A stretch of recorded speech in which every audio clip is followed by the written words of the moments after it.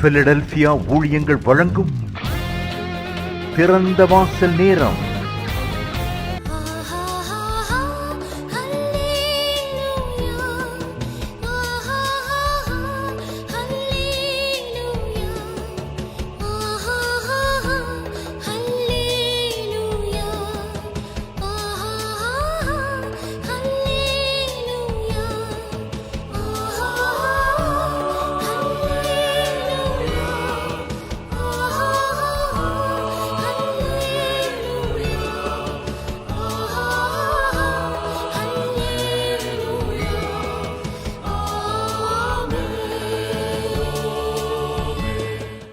ஆண்டவரும் இரட்சகருமாகிய இயேசு கிறிஸ்துவின் நாமத்தினால தேவ பிள்ளைகள் உங்கள் ஒவ்வொருத்தரையும் பிலதெல்பியா ஊழியங்களின் சார்பாக உங்களை வாழ்த்துகிறோம். இந்த நாளில் கர்த்தருடைய அற்புதங்கள் உங்களுடைய வாழ்க்கையில் நடப்பதாக.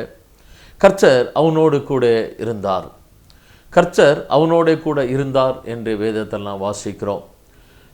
தேவனாகிய கர்த்தர் அவரால் உண்டாக்கப்பட்ட அவருடைய பிள்ளைகளோடு கூட எப்பொழுதுமே கூட இருப்பதில் ஆண்டவருக்கு மிகவும் பிரியமான ஒரு காரியம். பழைய ஏற்பாட்டு காலத்தில் நான் வாசிக்கும் பொழுது தேவனுக்காக ஒரு பெரிய ஆலயத்தை கட்ட வேண்டும் என்ற ஒரு பெரிய தீர்மானம் வந்தபோது ஆண்டவர் சொன்னார், நான் ஆசரிப்பு கூடாரத்திலும் கூடாரங்களின் நடுவில் நான் உலாவிக் கொண்டு இருந்தேன் என்று ஆண்டவர் சொன்னார். தேவ பிள்ளைகள் எங்கே இருக்கிறார்களோ அங்கே தேவனாகிய கர்த்தர் இருக்க வேண்டும் என்று தேவன் விரும்புகிறார். 2 பேராவது 3 பேராவது என் நாமத்தின் நிமித்தம் எங்கு கூடி இருக்கிறார்களோ அங்கே அவர்கள் நடுவிலே நான் வாசம் பண்ணுவேன் என்று சொன்ன தேவனாகிய கர்த்தர் இன்றைக்கு நம்மோடு கூட தேவனாகிய கர்த்தர் இருக்கிறார். 1 சாமுவேலின் புத்தகம் 18வது அதிகாரம் 12, 13, 14 வசனங்களை நாம் வாசிக்கும் பொழுது, கர்த்தர் தாவீதோடு கூட இருக்கிறார் என்றும் தன்னை விட்டு விலகி போனார் என்றும் சவுல் கண்டு தாவீதுக்கு பயந்து அவனை தன்னை விட்டு அப்புறப்படுத்தி அவனை 1000 பேருக்கு அதிபதியாக வைத்தான். அப்படியே அவன் ஜனத்திற்கு முன்பாக போக்கும் வரச்சுமாக இருந்தான். தாவீது தன் செய்கைகளிலெல்லாம் புத்திமானாய் நடந்தான், கர்த்தர் அவனோடு கூட இருந்தார்.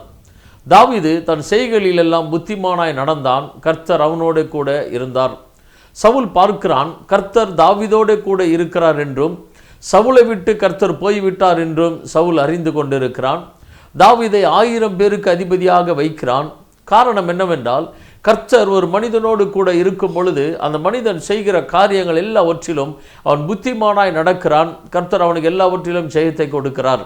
வேதவசனம் சொல்லப்படுகிறது, எங்களை எப்பொழுதும் வெற்றி சிறக்க பண்ணி எல்லா இடங்களிலேயும் எங்களை கொண்டு உம்மை அறிகிற அறிவின் வாசனையை உண்டாக்குகிற தேவனுக்கு ஸ்தோத்திரம் என்று வேதத்தில் வாசிக்கிறோம். தேவனாகிய கர்த்தர் அவருடைய பிள்ளைகளுக்கு எப்பொழுது ஜெயத்தை கொடுக்கிறவராக இருக்கிறார். புத்திமானாய் நடப்பதற்கு காரணம் கர்த்தர் அவனோடு கூட இருக்கிறபடியினால. வேதவசனம் சொல்லப்படுகிறது, கர்த்தர் அவனோட கூட இருந்தார்.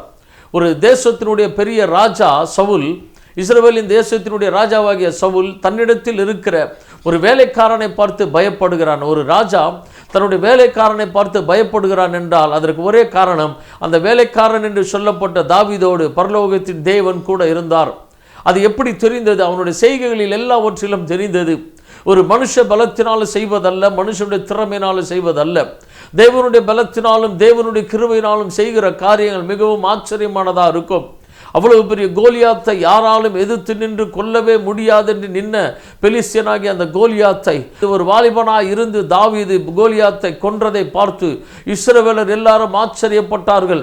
ஒரு ராஜாவினால் கூட செய்ய முடியவில்லை. எத்தனை பலசாலிகள் பராக்கிரமசாலிகளால் கூட அவனால் கொல்ல முடியவில்லை. ஆனால் ஒரு சாதாரண இளைஞனாய் இருந்து தாவீது கோலியாத்தை கொன்று போட்டான். அநேக யுத்தங்களை தாவீது பண்ணினான். எல்லாவற்றிலும் கர்த்தர் அவனுக்கு ஜெயத்தை கொடுத்தார். சவுல் பார்க்கிறான், கர்த்தர் தாவீதோடு கூட இருக்கிறார். அவன் செய்கைகள் எல்லாவற்றிலும் கர்த்தர் அவனை ஆசீர்வதிக்கிறார். வேதவசனம் சொல்லப்படுகிறது, கர்த்தர் யோசேப்போடு இருந்தார், அவன் காரிய சித்தி உள்ளவனானான் என்று ஆதியாகமத்தின் புத்தகத்தில் நாம் வாசிக்க முடியும். தேவனுடைய மனுஷனாகிய யோசேப்பு அவன் போத்திபார் என்ற எகிப்தினுடைய வீட்டில் அவன் அடிமையாக இருந்தான். அவனை அடிமையாக அவனுடைய சகோதரர்கள் விற்று போட்டார்கள். ஆனால் அவன் அடிமையாய் போன வீட்டில் அந்த வீட்டுடைய எஜமான் போத்திபார் பார்க்கிறான், வித்தியாசத்தை பார்க்கிறான். இந்த யோசேப்பு வந்ததற்கு அப்புறமாக அவனுடைய வாழ்க்கையில் அவனுடைய குடும்பத்தில் காணப்படுகிற ஆசீர்வாதங்களை பார்க்கிறான். இதற்கெல்லாம் காரணம் யோசேப்பு. யோசேப்பு எப்படி அந்த ஆசீர்வாதத்துக்கு பாத்திரவனாக இருந்தான் என்றால், யோசேப்போடு தேவனாகிய கர்த்தர் கூட இருந்தார். எனவே அவன் இருந்த இடம் ஆசீர்வாதமாய் மாறினது. அவன் செய்யாத தவறுக்கு சிறைச்சாலைக்கு போன பொழுதும் வேதவசனம் சொல்லப்படுகிறது, சிறையில் யோசேப்பு இருக்கும் பொழுதும் கர்த்தர் அவனோடு கூட இருந்தார். அந்த சிறைச்சாலையில் அவன் தலைவனாக இருந்தான் என்று வேதத்தில் வாசிக்க முடியும். கடைசியில் அவனை எகிப்து தேசத்தினுடைய மிகப்பெரிய சிங்காசனத்திற்கு தேவனாகிய கர்த்தர் கொண்டு போனார். ஏராளமான தேசங்களை ஜனங்களை போஷிக்கும்படியாக கர்த்தர் அவனை உண்டாக்கினார், அவனை ஆசீர்வதித்தார். ஜீவரட்சனை உண்டு பண்ணும்படியாக கர்த்தர் அவனை எகிப்திற்கு கொண்டு வந்தார் என்று வேதத்தில் வாசிக்கிறோம். அதே போல்தான் தாவீதோடு கர்த்தர் இருக்கிறார் என்பதை சவுல் பார்க்கிறான். ஒரு பெரிய ராஜா ஒரு வேலைக்காரனை பார்த்து பயப்படுகிறான். தேவனாகிய கர்த்தர் எந்த மனிதனோடு கூட இருக்கிறாரோ அந்த மனிதன் வித்தியாசமானவனாக இருப்பான். அவன் இருக்கிற இடங்களில் அவன் செய்கிற காரியங்களில் எல்லாம் கர்த்தருடைய ஆசீர்வாதங்கள் கர்த்தருடைய கிருபைகள் பெருகுகிறதா இருக்கிறது. கர்த்தர் அவனோடு கூட இருந்தார். தேவ பிள்ளைகளாகிய நம்முடைய வாழ்க்கையில் நமக்கு ஒரே பிரதானமான ஒரே நோக்கம் என்னவென்றால், நம்மை உண்டாக்கின தேவனாகிய கர்த்தர் நம்மோடு கூட இருக்க வேண்டும். அவர் நம்மோடு கூட இருக்க வேண்டும் என்ற அந்த வாஞ்சை தாகம் எப்பொழுது நமக்குள்ளாக இருக்க வேண்டும். ஆண்டவராகிய இயேசு கிறிஸ்து இந்த உலகத்தில் வந்து அவர் மனிதனாய் இந்த உலகத்தில் நம்முடைய பாவங்களுக்காக சாபங்களுக்காக ரத்தம் சிந்தி ஜீவனை கொடுத்து 3ஆம் நாள் உயிரோடு எழுப்பினார். அவர் பரலோகத்திற்கு ஏறி போகும் பொழுது சீஷர்களுக்கு சொன்னார், உலகத்தின் முடிவு பரியந்தம் சகல நாட்களிலும் நான் உங்களுடனே கூட இருக்கிறேன் என்று சொன்னார். நான் பரமேறி போகிறேன், நான் போய் உங்களுக்காக ஒரு தேற்றரவாளனை அனுப்புகிறேன் என்று சொன்னார். உலகத்தின் கடைசி பரியந்தம் உலகத்தினுடைய முடிவு பரியந்தம் நான் உங்களுடனே கூட இருக்கிறேன் என்று ஆண்டவர் சொன்னார். ஆண்டவராகிய தேவன் நம்மோடு கூட எப்பொழுதுமே இருப்பதில் அவர் பிரியமுள்ள தேவனாக இருக்கிறார். கர்த்தர் தாவீதோடு கூட இருந்தபடினால அவன் எல்லாவற்றிலும் புத்திமானாய் நடந்தான் என்று வேதத்தில் வாசிக்கிறோம். பின் நாட்களில் சவுலுக்கு பதிலாக தாவீது இஸ்ரவேலினுடைய எல்லா கோத்திரங்களுக்கும் ராஜாவாக மாறினான் என்பது நமக்கு தெரியும். இன்றைக்கும் இஸ்ரவேல் தேசத்தில் தாவீதை தேவனாகிய கர்த்தர் மகிமைப்படுத்தி வைத்திருக்கிறார். தாவீதினுடைய இவ்வளவு பெரிய வெற்றிற்கு காரணம் என்ன? அவன் இந்த அளவுக்கு மகிமை உள்ளவனாய் ஒரு பெரிய வெற்றி வீரனாய் அவன் இருந்ததற்கு காரணம் என்னவென்றால், அவனை உண்டாக்கிற தேவனாகிய கர்த்தர் அவனோடு கூட இருந்தார். அவன் சிங்கத்தோடு போராடும் பொழுது, கரடியோடு போராடும் பொழுது கர்த்தர் அவனோடு கூட இருந்து சிங்கத்தின் வாயையும் கரடியின் வாயையும் கிழித்து போடத்தக்கதாக அவனை பலப்படுத்தினார். கோலியாத்திற்கு முன்பாக நிற்கும் பொழுது யாராலும் கொல்ல முடியாத அவ்வளவு பெரிய வீரனாகிய கோலியாத்தை ஒரு சின்ன ஒரு கவன் கல்லினாலே அவனை கல்லெறிந்து கொன்றான். அவ்வளவு பெரிய அற்புதங்களை தாவீது செய்ததற்கு காரணம் கர்த்தர் அவனோடு கூட இருந்தார். ஒரு தேசத்தின் ராஜா பார்த்து பயப்படக்கூடிய அளவுக்கு ஒரு மனிதன் இருப்பான் என்றால் அது தேவன் யாரோடு கூட இருக்கிறாரோ அந்த மனிதன் தான். எனவே நம்முடைய வாழ்க்கையினுடைய பிரதானமான நோக்கம் என்ன? நம்முடைய குறிக்கோள் என்னவென்றால், என்னை அழைத்த தேவனாகிய கர்த்தர் என்னோடு கூட எப்பொழுதும் இருக்க வேண்டும். உண்மை உள்ள மனுஷன் பரிபூர்ண ஆசீர்வாதங்களை பெறுவான் என்று வேதத்தில் வாசிக்கிறோம். உண்மையாய் தேவனுக்கு முன்பாக நடந்து கொள்ளும் பொழுது அவர் நம்மோடு கூட இருந்து நம்மை நடத்துகிறவராக இருக்கிறார். ஆபிரகாமை பார்த்து ஆண்டவர் சொன்னார், நீ எனக்கு முன்பாக நடந்து கொண்டு உத்தமனாயிரு என்று ஆண்டவர் சொன்னார். எனவே ஆண்டவர் நம்மோடு கூட இருக்க வேண்டும். இதுதான் நம்முடைய வாழ்க்கையினுடைய பெரிய ஆசீர்வாதம். கர்த்தர் நம்மோடு கூட இருந்தால் நாம் எதிர்பார்க்கிற எல்லா காரியங்களும் கர்த்தர் நமக்கு அளவில்லாமல் நமக்கு கொடுக்கிறவராக இருக்கிறார். ஆண்டவராகிய தேவன் சொல்லுகிறார், பிரயோஜனமானவர்களை உனக்கு போதித்து நீ நடக்க வேண்டிய வழியிலே உன்னை நடத்துகிற உன் தேவனாகிய கர்த்தர் நானே என்று சொல்லுகிறார். அவர் நமக்கு எது பிரயோஜனமானது என்பது அவருக்கு மாத்திரமே தெரியும். எனவே நமக்கு பிரயோஜனமானவர்களை மாத்திரமே அவர் நமக்கு போதிப்பார். நாம் நடக்க வேண்டிய வழியிலே நம்மை நடத்துவார். அவர் நம்மை நடத்துவார் என்றால் நம்முடைய வாழ்க்கையில் எல்லாவற்றையும் ஜெயமாய் நடத்தி கொடுப்பார். எப்பொழுது நமக்கு ஜெயம் கொடுக்கிற தேவனுக்கு ஸ்தோத்திரம் என்று வேதத்தில் வாசிக்கிறோம். எல்லா தோல்விகளை ஜெயமாய் மாற்றுகிறவர், நஷ்டத்தை லாபமாய் மாற்றுகிற தேவன் நம்மோடு கூட இருக்கிறார். நம்முடைய நோக்கம், ஆண்டவரே நீர் என்னோடு கூட இருக்க வேண்டும், ஆண்டவரே என்னுடைய வாழ்க்கையின் கடைசி பரியந்தம் நீர் என்னோடு கூட இருந்து நீர் என்னை நடத்த வேண்டும் ஆண்டவரே என்று நம் வாஞ்சையோடு தாகத்தோடு தேவனுடைய சமூகத்தில் காத்திருக்கும் பொழுது அவர் நமக்காக பெரிய காரியங்களை எப்பொழுதும் செய்கிறவராக இருக்கிறார். கர்த்தர் மோசையோடு கூட இருந்தார், கர்த்தர் யோசுவாவோடு கூட இருந்தார் என்று வேதத்தில் வாசிக்கிறோம். தேவன் யாருடன் கூட இருந்தாரோ அவர்கள் எல்லாம் தேவனாகிய கர்த்தர் இன்றைக்கு மகிமைப்படுத்தி வைத்திருக்கிறார். அவர் சிறியவனை புழுதிலிருந்து எடுத்து எளியவனை குப்பையிலிருந்து உயர்த்தி அவனை பிரபுக்களோடும் ராஜாக்களோடும் உட்கார பண்ணுகிறவர் நம்முடைய தேவனாகிய கர்த்தர். அவர் அற்பமாய் எண்ணப்பட்டவர்களை ஆச்சரியமாய் மாற்றக்கூடிய அளவுக்கு மகா இரக்கமுள்ள தேவனாகிய கர்த்தர் நம்முடைய தேவன். எனவே நம்முடைய நோக்கம், ஆண்டவரே நீர் என்னோடு கூட இருக்க வேண்டும் ஆண்டவரே, நீர் என்னுடைய குடும்பத்தில் இருக்க வேண்டும் ஆண்டவரே, நீர் என்னை நடத்த வேண்டும் என்ற தேவனிடத்தில் நாம் வாஞ்சையோடு தாகத்தோடு நாம் கேட்கும் பொழுது கர்த்தர் நம் மீது மிகவும் பிரியப்படுகிற தேவனாக இருக்கிறார். ரோமர்கள் எழுதின நிருபம் 8வது அதிகாரத்தில் நாம் வாசிக்கும் பொழுது, அன்றியும் அவருடைய அனாதி தீர்மானத்தின்படி அழைக்கப்பட்டவர்களாய் தேவனிடத்தில் அன்பு கூறுகிறவர்களுக்கு சகலமும் நன்மைக்கு ஏதுவாக நடக்கிறது என்று அறிந்திருக்கிறோம் என்று வேதத்தில் வாசிக்கிறோம். தேவனிடத்தில் அன்பு கூறுகிற ஒவ்வொருத்தருக்கும், ஆண்டவரே நீர் என்னோடு கூட இருந்து நீர்தான் என்னை நடத்த வேண்டும் ஆண்டவரே என்று சொல்லுகிற ஒவ்வொரு தேவ பிள்ளைகளுடைய வாழ்க்கையிலும் நடக்கிற எல்லாவற்றையும் தேவன் நன்மையாகவே செய்து முடிக்கிறவராக இருக்கிறார். ஒருவேளை அந்த காரியங்கள் நமக்கு ஒரு நஷ்டமாக இழப்பாக இருக்கலாம், ஒருவேளை அது வேதனையாகவும் நமக்கு தெரியலாம். ஆனால் அவை எல்லாவற்றையும் கர்த்தர் நன்மைக்கு ஏதுவாக மாத்திரமே செய்து முடிக்கிறவராக இருக்கிறார்.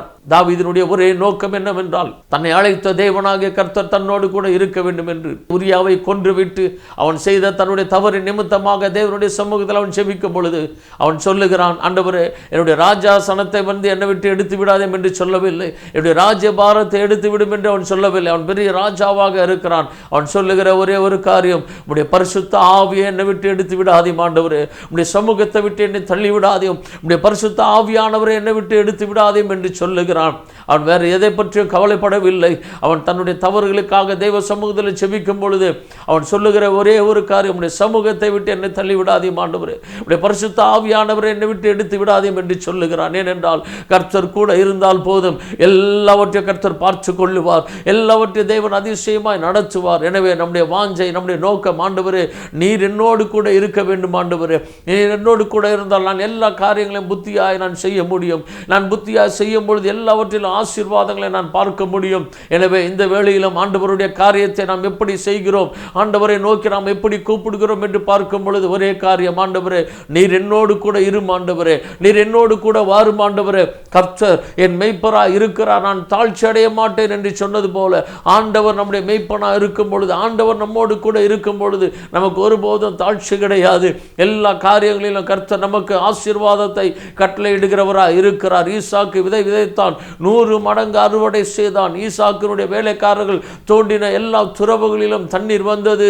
எல்லாரும் ஈசாக்கை பார்த்து ஆச்சரியப்படுகிறார்கள், நீர் கர்த்தரால் ஆசீர்வதிக்கப்பட்டவர்கள் என்று சாட்சி சொல்லுகிறார்கள்.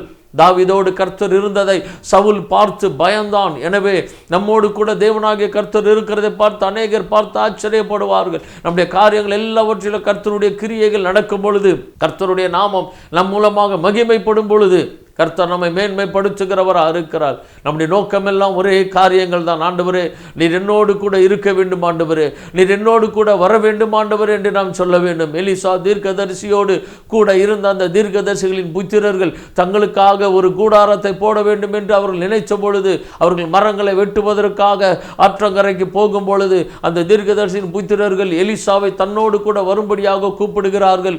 எலிசாவையும் கூட கூப்பிடும் பொழுது, எலிசா அவர்களோடு கூட போகும் பொழுது ஒரு இடத்துல மரத்தை வெட்டும் பொழுது அந்த கோடாரி ஆற்றில் விழுகிறது.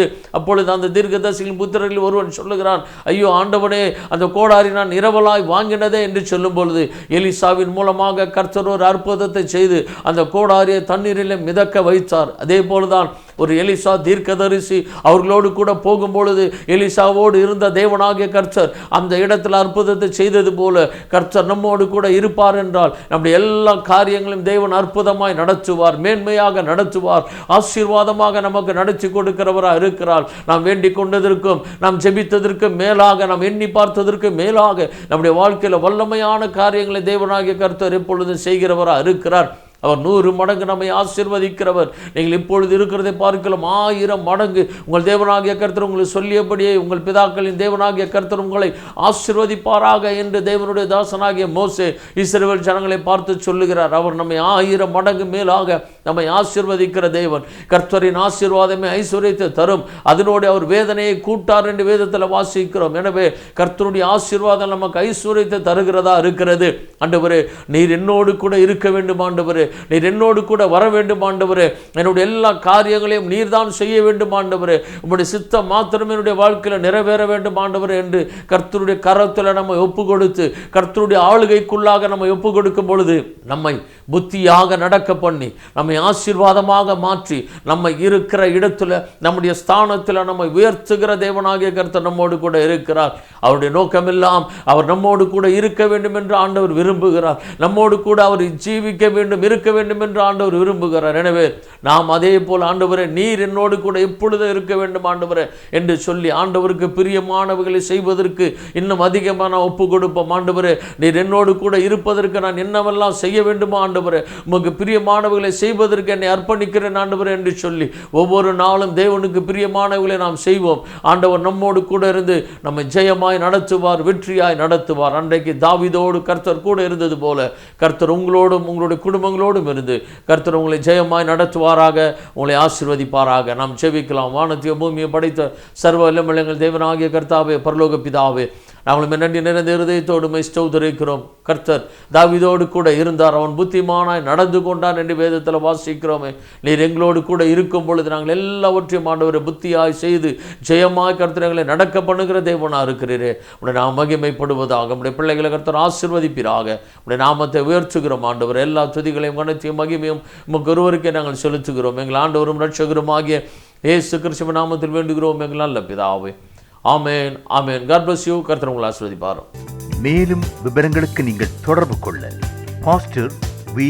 Simon, master of divinity, Philadelphia ministry, number 324, Konnur high road, cellphone 9884569467 மற்றும் 9790826578.